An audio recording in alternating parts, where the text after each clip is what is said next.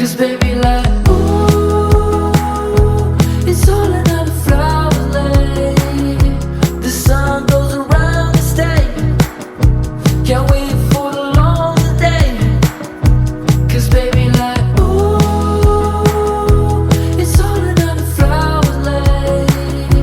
The sun goes around the state. Oh, hi. Wait, let's see what kind of view we're working with. I think the sun is, yep, completely down at this point, but that's not a view, that's just me. Wait, is this like a door?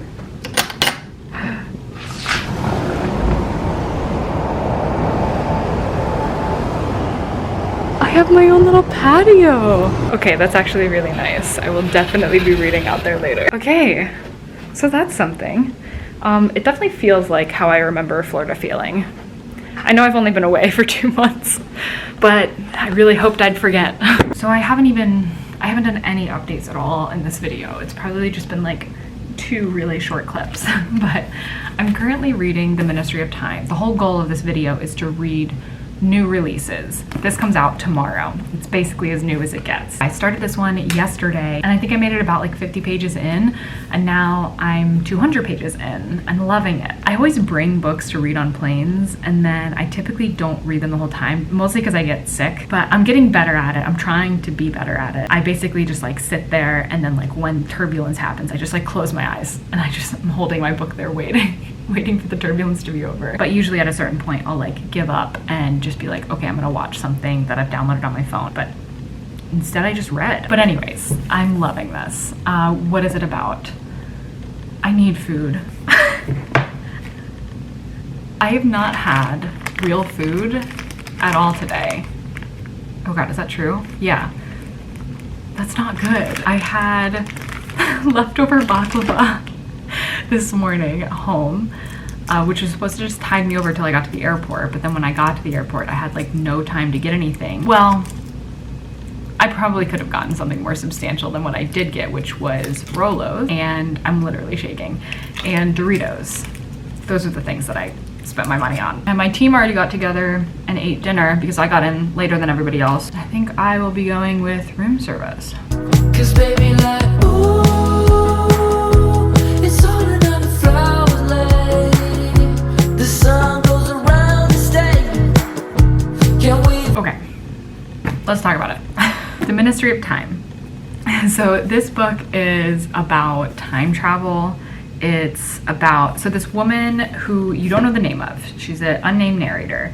She works for this ministry and she's like just getting the job that she's like got for the book at the beginning of it. So, and don't worry, no spoilers. Obviously, I'm gonna tell you just a little bit, but like nothing past page 50 because I don't want to because it's so good. So she gets this job and then finds out that basically like what they're meant to do, they're considered bridges. So each of the bridges gets a person from the past that then like stays with them and they're like helping them bridge their life from their old life or from like the world they were in, from the time period that they were in to the new modern world. And the modern world in this book is actually a few years into the future from like our present time. So it's very similar to our current world, but a little bit different. Climate change has progressed a bit more and like there's a couple other things, but it is kind of funny because it does reference like events that we know that happened, like COVID, for example. So our narrator has Graham, that's her expat is what they call them. And the way that they like pick the people to bring to the current time period is people that they like knew for sure were going to die in their old one and then like getting them before that happens. So that like the idea is like to not disrupt the timeline. Although they do a lot of like hand wavy, I'm not saying like the author does this, I'm saying the ministry themselves do a lot of like hand wave, like don't think about it too hard when it comes to time travel. I think that there's like a lot of hints of like something that could be a little bit different. Like obviously because this ministry is like very top secret, like the narrator is not allowed to tell obviously anybody outside of the ministry what she's actually doing. She's got like a fake job, like a shell job, I can't remember what they call it, but like basically they've created this like job and project that she's on that she also can't talk about, but it's not real, but that way she can tell other people that like, hey, I've got this super top secret job, this is what it is. without telling them I have a super secret time travel job. So like nobody can know. And like Graham can't really do much. He's supposed to be, you know, really monitored closely and everything. And like it's supposed to be the slow integration into society. But because of this, like you already get a feel for, obviously they are at the security clearance that they are at.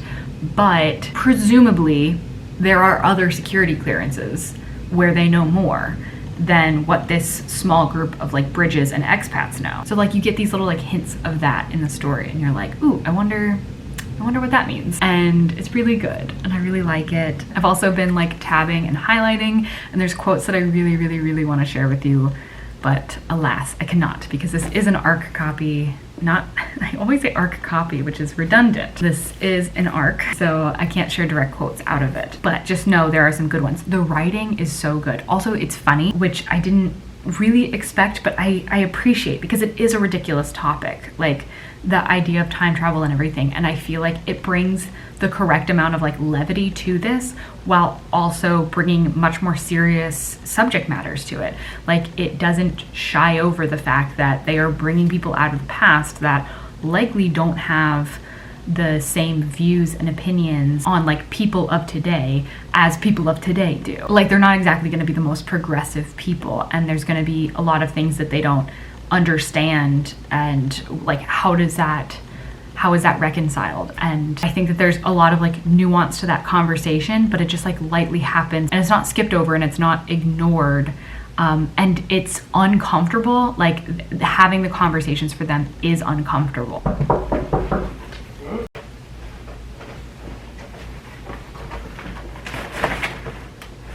But yeah, and then also like the narrator herself has interesting conversations like on her own behalf and on her family's behalf with Graham, but also her take on her past and like how she's meant to like talk about it with other people and how she's expected to talk about it. There's definitely like a lot of resentment there, and it's a perspective I hadn't really seen before. Like she has a sister that I would consider to be like a lot more progressive and like entrenched in that space and talking about that a lot, whereas she like doesn't want to talk about it and she has like completely different opinions about it. I just really like all the perspectives that are given in this book. It's done so well and things like really just kicked off, so I'm excited about reading this, although I don't know how much reading I'm gonna get done tonight or tomorrow. As I think I've mentioned at this point, God, I hope I did, before I just started like talking about how I'm in Orlando in a hotel room. I'm at a work conference this week. I'm like co-teaching, co-training one of the sessions tomorrow, and it's a 4-hour session. I created a class myself. That's what I do. I don't know if I've ever mentioned that before. I'm an instructional designer,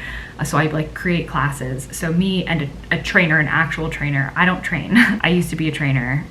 Now I just build classes, but for the conference it works a little bit differently. So the two of us will be there. I'm training the first half, she's training the second half, but like I wrote the course. So it's very nerve-wracking. There's a reason why I stopped training. It's just because I get way too anxious and it really freaks me out. I feel okay, but I still feel really nervous. But the good news is, since we're doing this on the first day, we just get to enjoy the conference after that, which will be really nice. Okay, I'm gonna watch TV and eat wings now. Bye.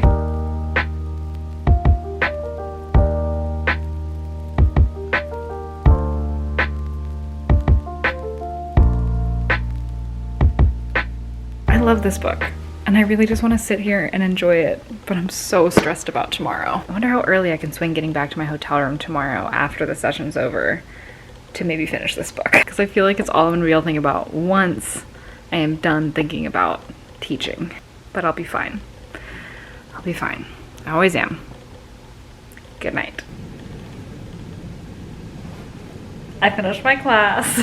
Excuse the conference shirt that I must wear. But yeah, I taught my class. It went well, of course. It always does. I just freak out about it. But now I'm just support staff for the rest of my time here, which is great because I was trying to read last night. I got through a bit of it, but then there came a point where I was like, I am not retaining anything. So probably not the time. But I thought that maybe I could talk more about like what else I'm thinking of reading now that I can see past like today, because for so long I was kind of just looking at today. Like I was just so stressed about today that I couldn't see past the session, you know what I mean? And now I feel like I finally can. So the goal of this video is to read new releases. I'm currently reading Ministry of Time, we all know, but then I've also got a new release that I have through NetGalley on my Kobo that I really want to read. And then the third book, because I'd like to read at least 3 books in this video, the third one I'm not sure about. I've got a few options. I could do Brotherless Night, which I did end up getting on Libro FM. I also have the audiobook of Real Americans. Like, they sent me the physical book, but then they also sent me a little card to get the free download of the book on Libro FM. So I think one of those is what I'm gonna go with. Anyways, I need to go to dinner now and have a drink and relax and just revel in being done with teaching my session. What's still alive inside your mind, my dear? And do you find it terrifying there? I'm just gonna be in like conference attire for this entire video. So I did read like a touch more of the Ministry of Time. What page am I on? I'm on page 217 of I think 350 pages about. So I don't have too much more to read of this. But then I read some of the book that I'm reading on my Kobo because since I'm now like support staff for the other teaching sessions that are happening, it mostly involves me just sitting in the back of the room. So I've gotten started, barely, but I have started the book I'm most excited about reading in this video, which is called The In Crowd by Charlotte Vassell. So this is the second book of like a series that's kind of like a detective series where we have like a main detective that is solving different mysteries in each book. So last year I read The Other Half by Charlotte Vassell, which was the first book in the series, and I absolutely fell in love with it. It was a 5-star read for me. It was on my favorite books of the year list. So when I saw that The In Crowd was coming out this year, I was like, I absolutely need it, and they were kind enough to give me the NetGalley copy of it. And so I've been so excited about reading that one, and I was able to start it today. So I've only read the prologue, chapter 1, and I think most of chapter 2 at this point. And the prologue, very good, very intriguing. I'm already into it. But I'm surprised at like what happened in that, because it starts, as a lot of murder mysteries start, with a dead body. So the prologue like ends with that, and you're like, all right, I'm ready. But then it doesn't like come up again right away. So I'm curious if it's gonna like link to something else that ends up happening in, I think chapter 2 is when it happened. Okay, I guess I'm like 30 pages in. Nothing I talk about now could be spoilers, right? There's 2 deaths like already. We only got to like see one of them because it was in the prologue, and then the other one we got to see because the characters that are going to be in the story were like relevant to it. And our detective knows about one of the deaths, but not about like the one that we got to see in the prologue that kind of just like piques your interest really quick. So I'm excited to see if that like connects back to, I'm assuming it's going to, like connects to whatever's going on with the other death. So yeah, I'm already like totally into that, and I'm excited to read more of it, but I do want to work on reading the Ministry of Time first.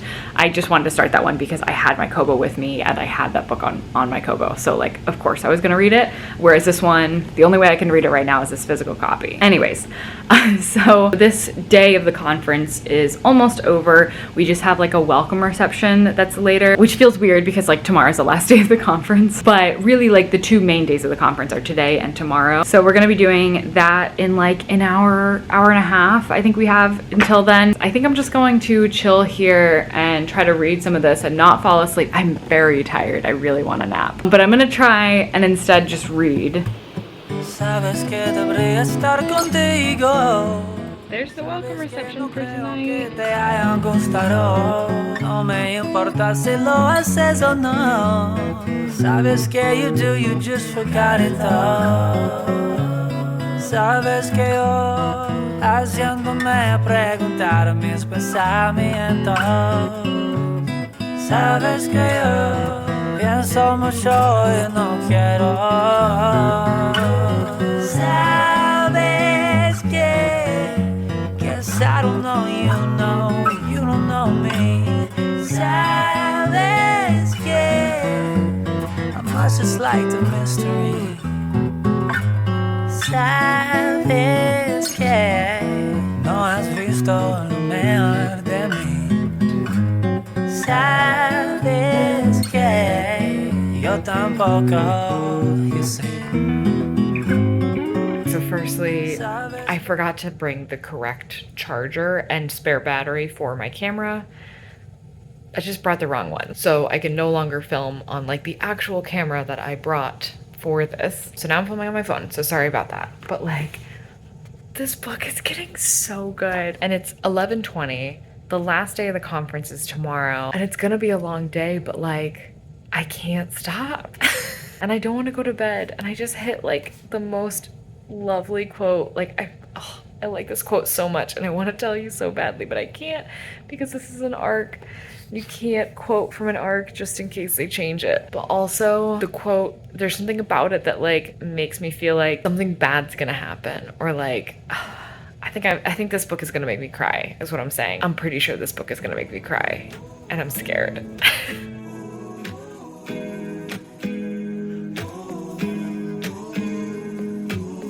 I'm scared of showing up. I'll miss the regular weekends.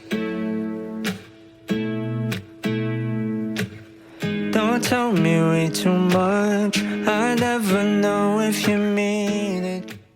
Okay, I have to go to sleep. I cannot stay up any longer. I've got 50 pages left and 20 minutes to read them in. I might be a little late to the next conference event. I don't expect your calls, won't even wait too long.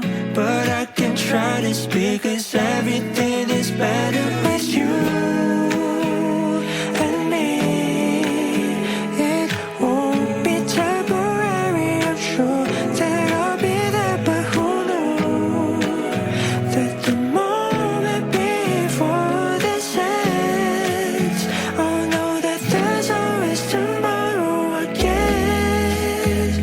Ooh. Okay, I absolutely have to head to the next thing for the conference, but I have one chapter left of this book and a lot has happened. So much is happening right now.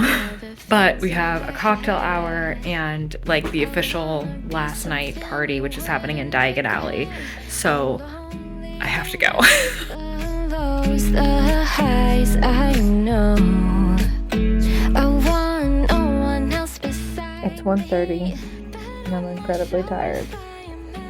But also, I feel like I have to finish this book tonight. I just have to. Give up, don't know where to show it. Wanna get You in the backyard of your old farm in the summer. Stayed there for 3 weeks where we learned to love each other. Next Wrote stop, you Union letters, Station. sent a message to the goddamn. Skip to the present, haven't been so happy ever. Reading update. I am halfway through the other half. Nope, the In Crowd. The other half sitting with the first book. And no surprise, I'm loving it. I love the overall like vibes of this. I think that it gives very like Gossip Girl if they were to grow up, and also there were like mysteries happening around them. Not necessarily the actual detective, because obviously he's like not a part of that world, but the world that he like investigates into. So without giving you any information for what's happening like later in the book, one of the deaths that he's looking into was encouraged by this very wealthy and well-known man. And I'm so curious about like his involvement and then also just his world in general. And then he is loosely related to a woman that is kind of at the forefront of the society side of things. So that's Callie. So we've got her on one hand that we follow pretty closely. And then we also have, of course, Caius, who is our detective. I really like Callie as a new character added to this. She just sent this email that had me cackling. I was so proud of her and I was like, yes, say it, because I wouldn't, but I'm so glad you did. And then we have Brotherless Night, which was just announced as the winner of the Carol Shields Prize. So I picked the correct one book to read from that. So that's very exciting. And we still don't know about the Women's Prize, so she could win that as well, which would be great. Because then I'll have read 2 prize winners this year, despite the fact that I have barely been paying attention, which is usually something that I do pay attention to. So Brotherless Night is a very different vibe. I've been listening to it because I just have the audiobook. I tried again at another bookstore to see if they had it, but they didn't. I do know of 2 bookstores here that have it. I just need to like go further out to get it. And at this point, I'm like 40% of the way through, so I probably won't go out and purchase it physically, and I'll just finish off like with listening to it. So Brotherless Night focuses on this girl, Sashi, and her brothers. But mostly on Sashi. It's like from her perspective. And she's growing up in Sri Lanka. She is really motivated by school. She wants to be a doctor. She's really studious, and so are her brothers. Basically, the start of the story is a lot of them like studying, their relationship with each other. But then as the story goes on, the Sri Lankan civil war starts really impacting them. Also, because she has all brothers, they're very like targeted for who should join up with this group, the Tamil Tigers, which is like a militant group. So obviously they are like very much enshrouded in violence. And so she's got a lot of worry for that, but then also her views on like the world, on what she should be doing, on what she should be striving for, start to kind of shift, where at the beginning it's just solely like, I want to be a doctor, to becoming something completely different. I think overall it's supposed to show like how blurry things can look from within a group or within a situation, where it's so easy from the outside to be like, oh, you shouldn't do this, you shouldn't do that.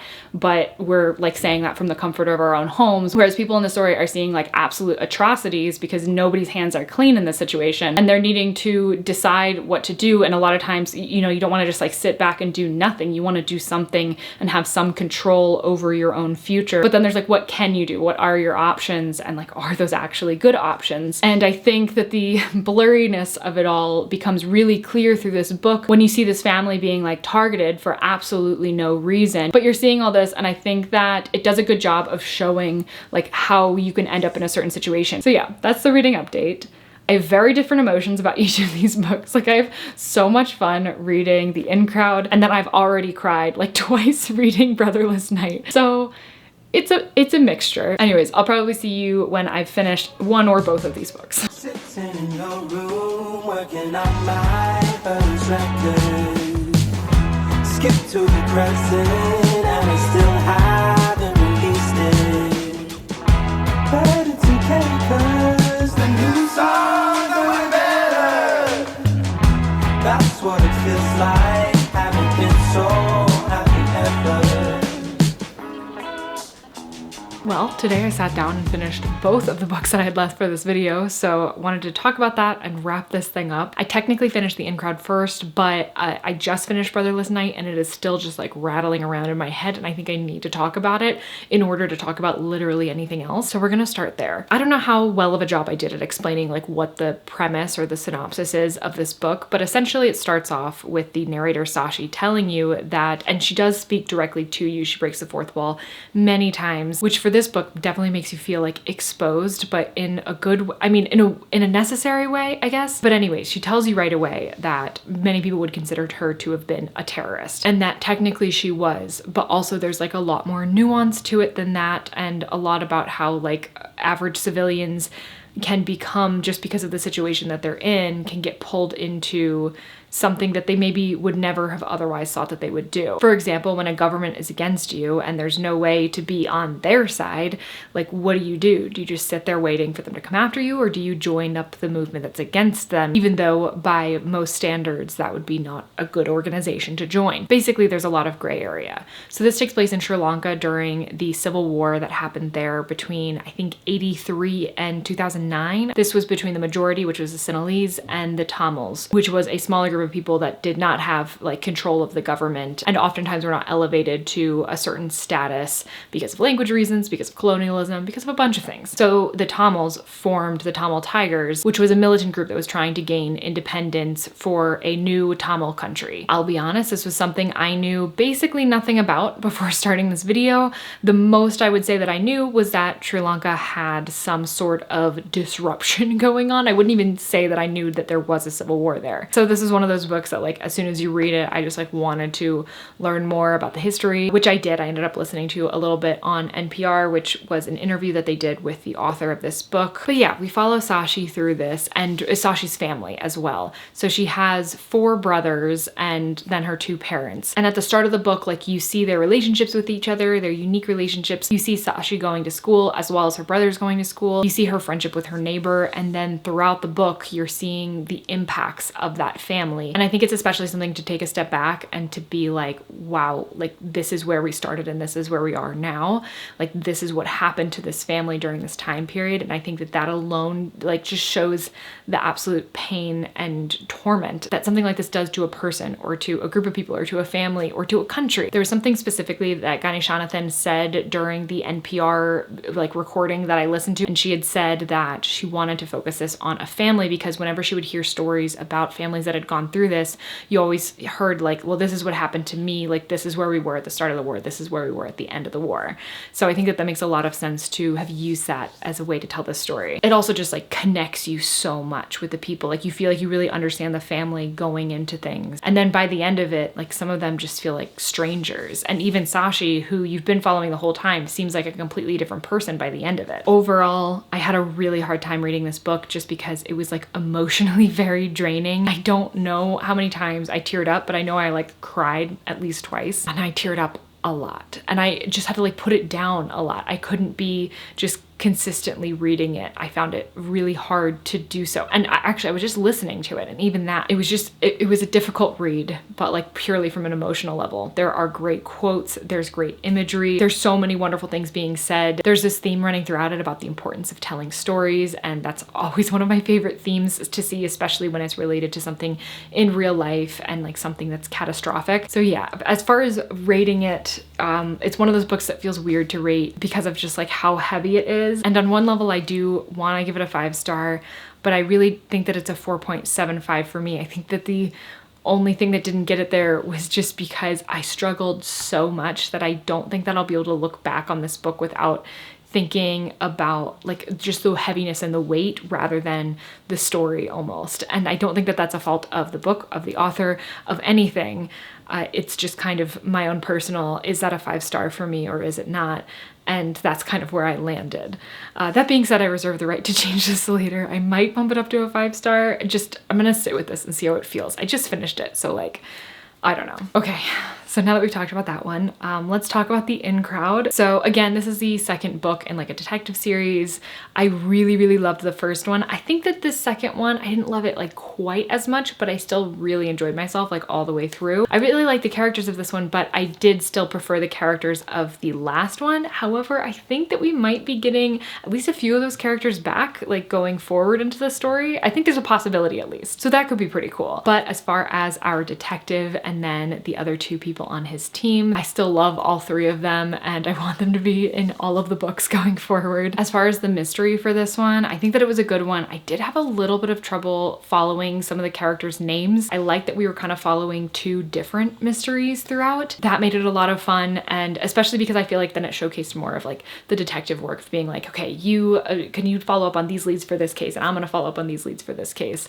And there's something about like seeing that working dynamic that's a lot of fun. So overall, I had a great time. I'm so excited for the third book to come out already, just based off the way that this one ended. It wasn't like a huge cliffhanger or anything, but it was definitely enough to get me very excited about the next one. So for the first book, I did end up giving it a 5 stars. For this one, I'm gonna say that it was probably like a 4.5, I think. But overall, I feel like I did very well in this video. I don't think I ever said what my rating of The Ministry of Time was, but this is a 5-star book. I've officially decided. But anyways, that's gonna do it for this video. What a successful video this was. I think there's something about like getting to choose the new releases that I'm obviously really excited about. Of course, those are going to do better than like other books. So maybe it's not a surprise that I liked these books so much, but I'm just happy to have had this time. And now I'm gonna have to read something a lot lighter because I was like just crying not that long ago because of Brotherless Night, and I'm still not okay. Anyways, that is gonna do it for this video. I hope you enjoyed it. If you did, please do consider subscribing, and I'll see you in the next one. Cause baby, like, ooh.